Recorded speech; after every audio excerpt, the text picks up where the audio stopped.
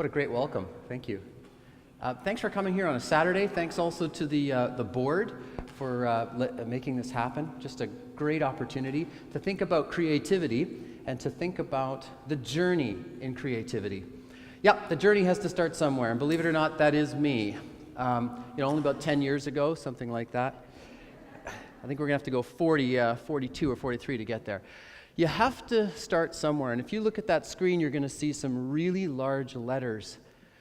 And for some people, the journey of literacy is not easy, but it is super exciting. Their life is full of books. Writing and reading come fairly easily.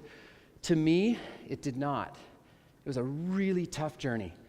Those letters did not come down onto the page easily for me. And when I looked at it, it was a code that I couldn't understand, that somehow or other my brothers and sisters could. And those classmates that were with me, they got it, but I didn't. And my journey, even though I was surrounded by books, with a family that would read to me, and siblings who would read to me, and parents, I loved being read to, but when it came my turn to read, or when it came my turn to write, it came back to creating big, large letters. And I was confused by it, and it was a code that I couldn't understand, but wanted so badly. Today I want to share with you briefly that journey of how coming from a place of being a struggling reader and writer has led to a PhD in language and literacy and a bunch of books along the way. Well, there were several teachers along in my journey who helped me, and one principal. And one of the things that they gave me that proved magical for me is they gave me the sense and the knowledge that behind a story, behind the grammar, the punctuation, behind the exclamation mark, and all the rules of language, behind it are ideas. And they said to me, David, you have ideas. Just write the ideas. Tell the ideas. And I began to do that. And I began to share my ideas with classmates and friends and family. I began to write with my big letters, and with all kinds of grammatical errors, I wrote my stories. And I started getting more and more excited about it. As time went on, I ended up writing a little radio play, which the principal I mentioned earlier helped me and supported me with, that propelled me forward. And I thought, I can do this, because ideas are wild. Ideas aren't constrained by grammar. I just kept it flowing. I became a teacher. I'm hidden in that picture somewhere. And I discovered that stories, too, are full of stories. You can see two characters there on the right-hand side. This was in a grade 6-7 classroom. I walked in one snowy day.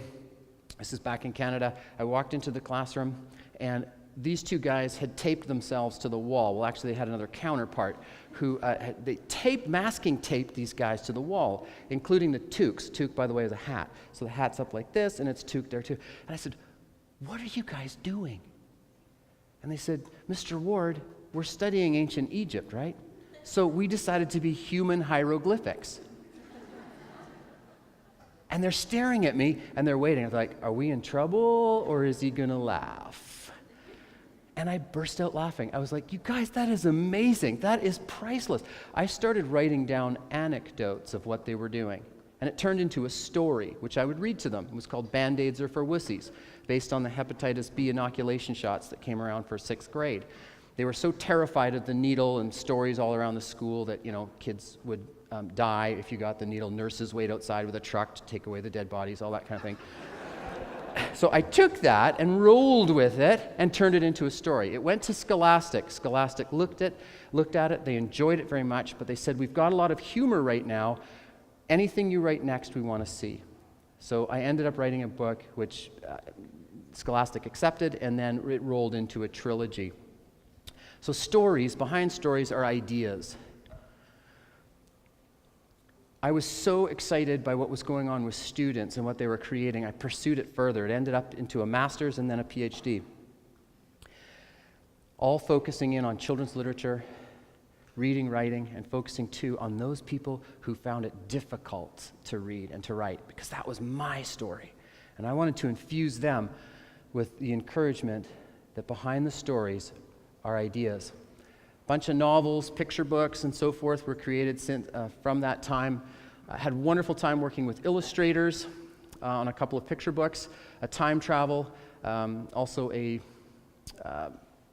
fiction story, yet based very much on fact, historical fiction, and then some fantasy, as you can tell by the covers. Each one having its own backstory behind it. Each one was a journey. Each one was a pathway that took a lot of hard effort to get from beginning to end. Whoops. Hey, Keith, can you pull me back one? Actually, a bunch, I think. Let's try that one. That's okay. Let's see what happens. I'll just find the right one. So I'm going to share something else with you. As I pursued that, and I pursued what was going on between students and books and writing, I came across another key piece which has helped me in my own writing, and that's authors and artifacts. I found that ideas come from other authors. So right now at our house, my kids laugh about it, my wife laughs about it. I've got 5 or 6 books all over the house that I'm currently reading. I read other authors all the time because ideas come from other authors. Key authors that have inspired me: C.S. Lewis, Tolkien, Lloyd Alexander, who wrote the Prydain series.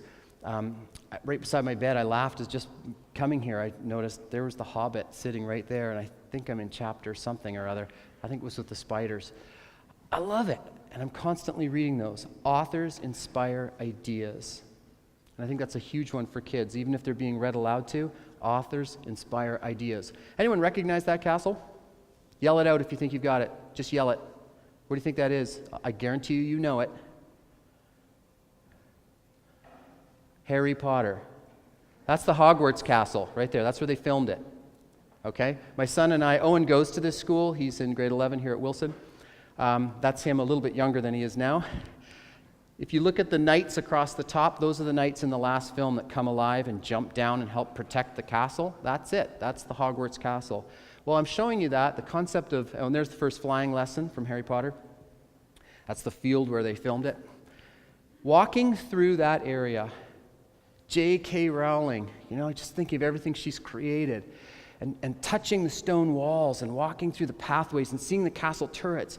It so inspired and infused me that I was able to go home and write my own stories. I'm not writing about wizards, I'm not writing about magic, but I am writing about a group of apprenticing engineers who live in a castle-like building, and they must use their burgeoning engineering skills to break through every possible weapon that an incoming army is bringing, and they have to use those apprenticing skills within that castle domain, and they're going to save their city with it. So using J.K. Rowling, using an artifact like that helps infuse my own writing. There's all kinds of artifacts that you can use.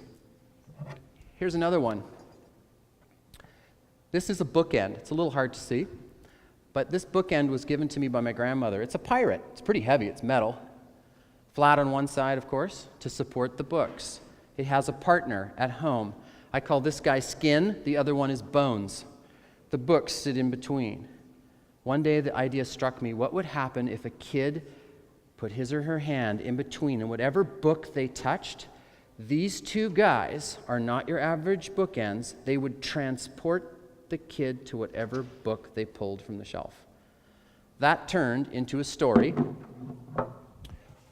which became Between Two Ends, Between Skin and Bones. Ideas come from somewhere, and even if you struggle and wrestle with the language, with punctuation, with grammar, with spelling, it's the ideas behind that propel it, and ideas come from wherever you are and what you see. There's one more. Stories are in manuscript form at first, and then through a long journey down a road of hard work, they eventually turn into a published piece.